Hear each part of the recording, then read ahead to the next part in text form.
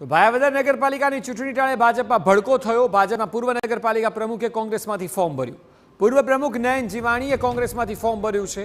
નયન જીવાણી સહિત અનેક કાર્યકરો કોંગ્રેસમાં જોડાઈ ચૂક્યા છે। સ્થાનિક ધારાસભ્ય મહેન્દ્ર પાડલિયા અને ભાજપના નેતાઓથી તમામ લોકો નારાજ છે। મહત્વનું છે કે સ્થાનિક સ્વરાજની ચૂંટણી ટાણે ભાજપમાં ભંગાણ થઈ રહ્યું છે અને કાર્યકરો કોંગ્રેસમાં જોડાઈ રહ્યા છે। ત્યારે જોવાનું એ રહ્યું કે આ વખતે ચૂંટણીમાં કોનું જોર ચાલે છે।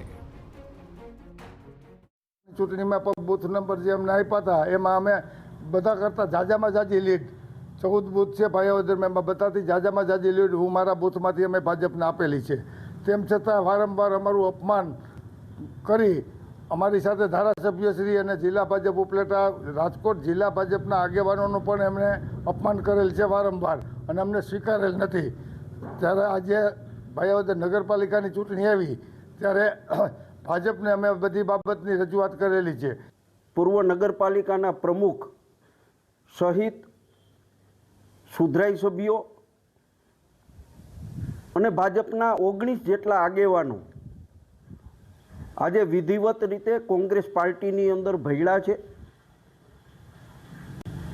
અને અમારી ટીમ સાથે સંકલન કરી અને અમે ભાયાવદર નગરપાલિકાની ચૂંટણી લડી રહ્યા છીએ।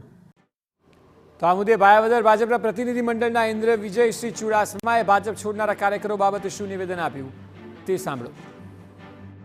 જેને દર વખતે ચૂંટણી આવે એટલે પાર્ટીને બ્લેકમેલ કરવાની, આગેવાનોને બ્લેકમેલ કરવાના, સરમુખત્યારશાહી ચલાવવાની અને જો એને એ સરમુખત્યારશાહીમાં પાર્ટી ન માને તો બ્લેકમેલ કરવાની અને પાર્ટી બદલાવવાની। અને બીજું, અમે ભારતીય જનતા પાર્ટીના સનિષ્ઠ કાર્યકર્તા છીએ। અમારી જ્યારથી કારકિર્દી શરૂ થઈ ત્યારથી આજ સુધી અમે ભાજપમાં કામ કર્યું, નંબર 1।